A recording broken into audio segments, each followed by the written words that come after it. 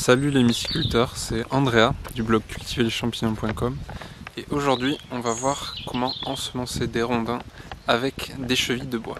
C'est parti.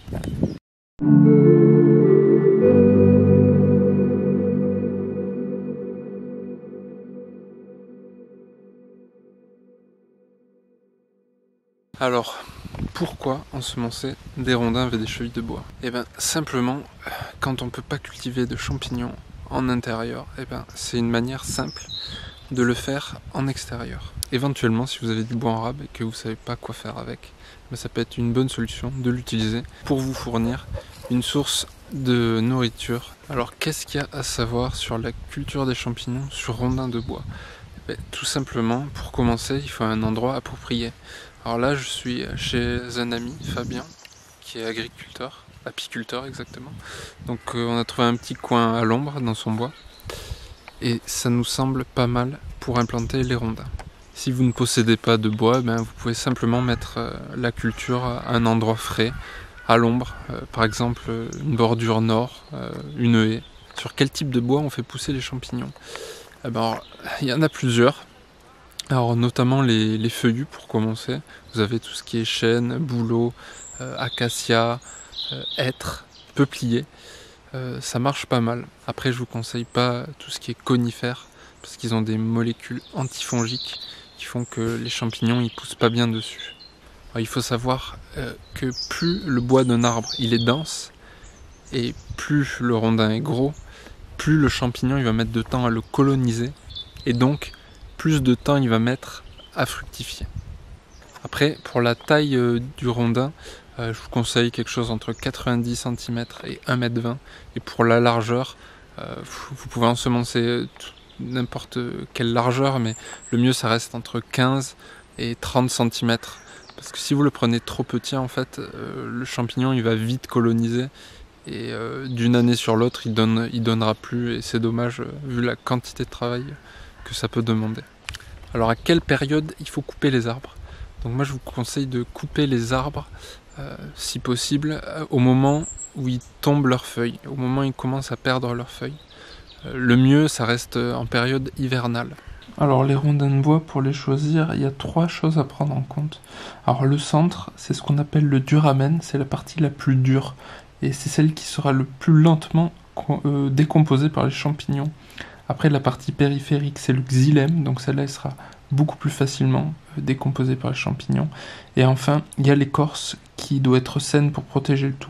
Il faut savoir que plus le duramen il prend de volume dans la bûche, plus la bûche elle sera longue à être décomposée et donc les champignons mettront plus de temps à fructifier et fructifieront sur une période plus longue. Alors quel type de champignons on peut cultiver sur des rondins de bois? Alors c'est des champignons décompositeurs primaires, c'est-à-dire tous les champignons lignivores qui vont manger de la lignine, de la cellulose et de l'hémicellulose. Alors on peut implanter des pleurotes, des shiitakes, des reishi, des foliotes et tous les autres champignons qui consomment du bois. Donc en fonction des champignons que vous choisissez de cultiver, vérifiez de bien savoir les reconnaître en fait, parce qu'une fois que ça va être dans le bois, c'est possible qu'il y ait des champignons parasites en fait qui attaquent votre bûche et ce serait dommage que vous consommiez des champignons toxiques.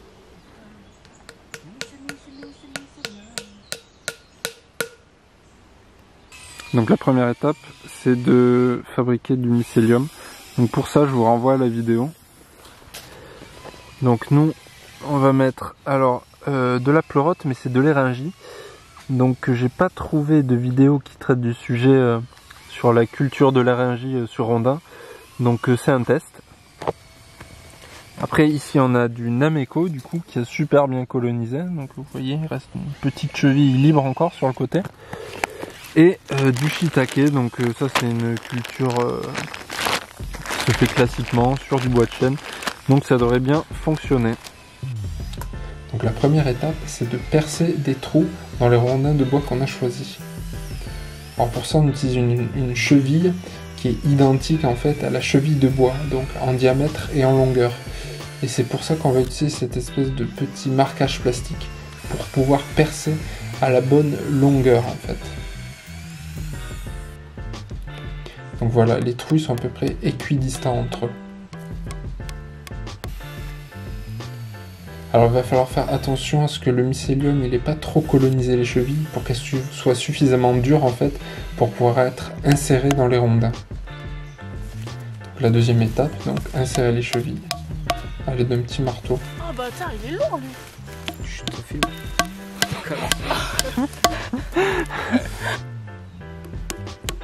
Et voilà, on a inséré entre 50 et 100 chevilles de bois par rondin. Putain, je suis en train de me décoiffer ma belle coiffure. Ah bon? Tu t'es coiffé? Donc la période d'ensemencement, je vous conseille plutôt au printemps ou en automne en fait, le temps que le mycélium il puisse se développer sous un climat, une température qui soit favorable pour lui. Plus il se sera développé, plus il sera résilient aux parasites et aux autres intempéries qui pourraient le fragiliser. Après pour l'incubation, le mieux c'est que les rondins ils restent les uns sur les autres, un peu surélevés du sol si vous voulez éviter qu'ils pourrissent. Et si les intempéries sont pas bonnes, c'est-à-dire s'il pleut vraiment beaucoup ou s'il fait très froid, vous pouvez éventuellement les couvrir avec une bâche ou alors les laisser incuber à l'intérieur dans une pièce pas trop chaude, pas trop fraîche. Aux alentours de 20-21 degrés, c'est pas trop mal.